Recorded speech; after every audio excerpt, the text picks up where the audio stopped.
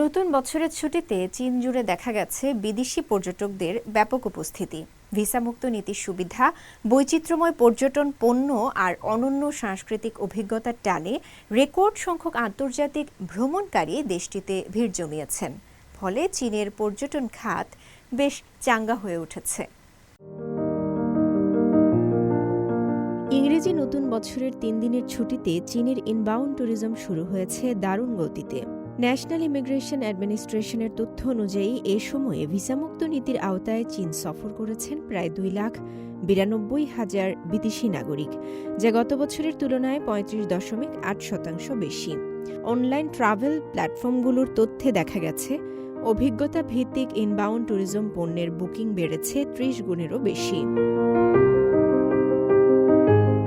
বিদেশি পর্যটকদের কাছে সবচেয়ে জনপ্রিয় শহরের তালিকায় রয়েছে বেইজিং, সাংহাই, শেনচেন এবং চেংতু।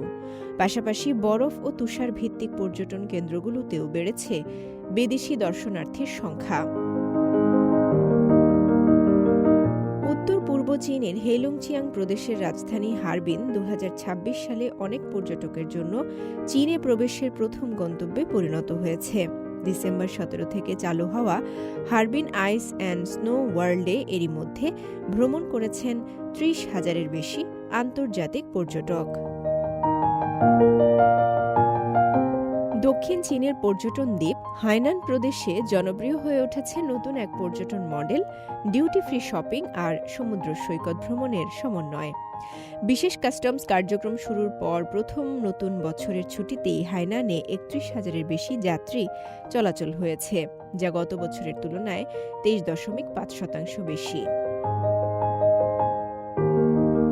এদিকে পূর্ব চীনের সুচৌ শহরে বিদেশি পর্যটকরা ঐতিহ্যবাহী নৌকা ভ্রমণ, প্রাচীন নগরী ঘোরা, ফিংথান সঙ্গীত শোনা এবং কাগজ কাটার মতো অবৈশ্বিক সাংস্কৃতিক ঐতিহ্যের অভিজ্ঞতা নিচ্ছেন।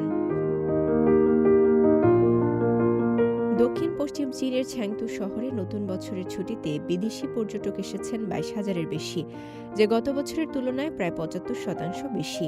এখানে সিচুয়ান কুইজিন মিউজিয়ামে বিদেশিরা শিখছেন খুং পাও চিকেন রান্নার কৌশল।